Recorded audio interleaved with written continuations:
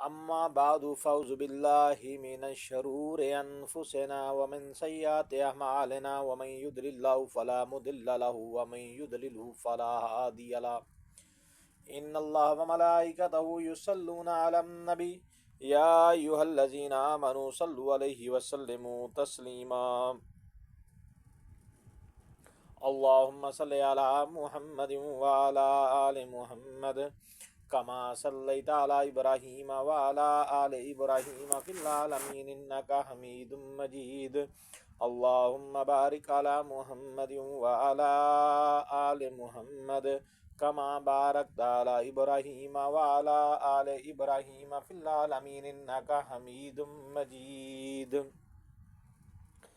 میرے پیارے مسلمان بھائیوں، اللہ رب العالمین نے اس بابرکت مہینہ رمضان المبارک میں مسلمانوں کے لیے 3 عشرے رکھے ہیں، جس میں پہلا عشرہ رحمت کا عشرہ ہے۔ یہ رمضان المبارک کی فضیلت ہے اور ہمارے لیے برکتیں رحمتوں والا مہینہ ہے۔ اور دوسرا عشرہ جو ہے وہ مغفرت ہے، اور تیسرا عشرہ جو ہے یہ جہنم سے آزادی کا عشرہ ہے۔ تو رمضان المبارک دوسری قوموں کی طرح قرآن میں ذکر ہے کہ ہم نے تم پر بھی روزے فرض کیے جیسا کہ ہم نے پہلی امتوں پر روزے فرض کیے ہیں۔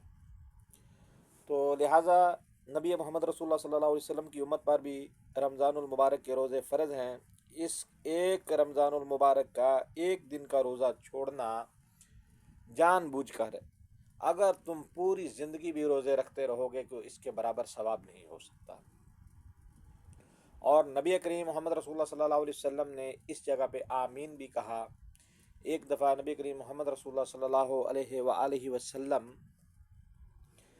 ممبر کی سیڑھی کے اوپر خطبہ دینے کے لیے چڑھ رہے تھے، تو آپ نے پہلی سیڑھی پر پاؤں رکھا تو کہا آمین، دوسری سیڑھی پر پاؤں رکھا تو کہا آمین، جب تیسری سیڑھی پر پاؤں رکھا تو پھر کہا آمین۔ تو صحابہ کرام رضوان اللہ اجمعین نے کہا یا رسول اللہ صلی اللہ علیہ وآلہ وسلم، پہلے آپ جمعہ کا خطبہ دینے کے لیے ممبر پر تشریف فرما ہوتے تھے تو آپ نے کبھی آمین نہیں کہا، آج کیا مسئلہ ہے؟ فرمایا کہ جبریل امین میرے کو دعائیں دے رہے تھے اور میں اس کے اوپر آمین کہہ رہا تھا۔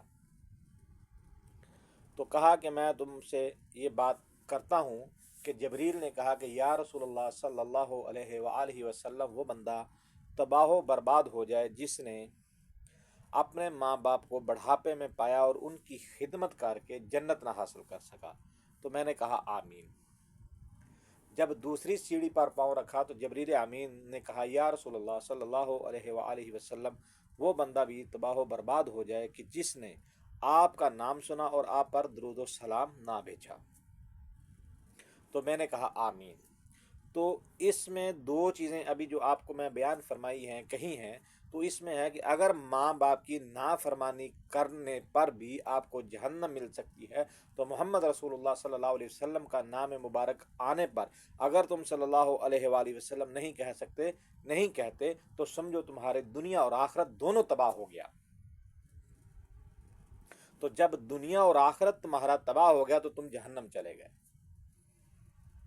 تو ماں باپ کی شان بہت زیادہ ہے، محمد رسول اللہ صلی اللہ علیہ وآلہ وسلم کی شان بہت زیادہ ہے، اور اس کے بعد آتی ہے رمضان المبارک کی شان۔